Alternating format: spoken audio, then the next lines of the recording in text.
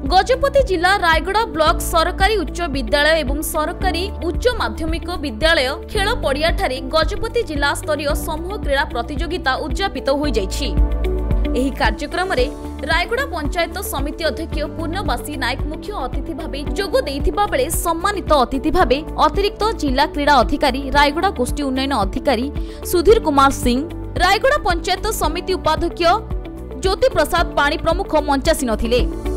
जिला शिक्षा अधिकारी मायाधर साहू को पौरोहित्य एही कार्यक्रम अनुष्ठित होइथिला। तेबे एही कार्यक्रम रे खो-खो, कबाडी, भलीबॉल, योगासन एवं दौड़ प्रतियोगिता दुईटी खेल पड़िया रे अनुष्ठित होइथिला।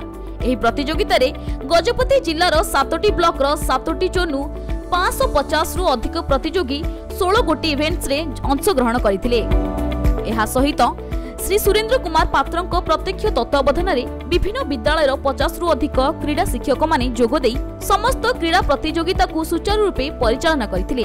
मो नाम होचे सुरेंद्र कुमार पात्र, जिला शारीरिक शिक्षा क्रीड़ा अधिकारी गजपति जिल्लार। यह अति आडंबर सहित सर आम पालन कराई क्रीड़ा उत्सवटी 10म गजपति जिला विद्यालय समूह क्रीड़ा प्रतियोगिता।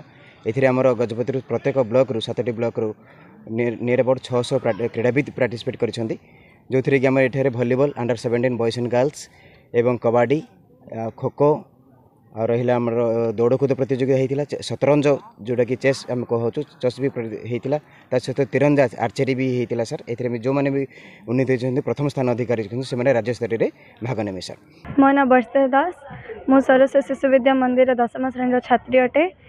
आज एही 2 दिन धरी होइतिबा जिला स्तरीय क्रीड़ा प्रतियोगिता रे मु अंशग्रहण करथिली एवं सेथिरे मु टाइकोंडो एवं जोगरे अंशग्रहण करथिली। सेथिरे मु प्रथम स्थान अधिकार करछि। एहा द्वारा मु राज्य स्तरीय को जीवा पय मध्य सुजोग पाइली, जोधरे कि प्रथम स्थान अधिकार करियर मध्य मते सुजोग मिलछि एवं एही प्रतियोगिता रे प्राय 300 रु ऊर्ध्व पिला मान जोग देथिले एवं मु सरस्वती विद्या मंदिर को सरस्वती विद्या मंदिर छात्री होइतिबारु मु निज गौरवान्वित मन करूछि। गजपति हेमंत प्रधान को रिपोर्ट, खबर ओडिशा।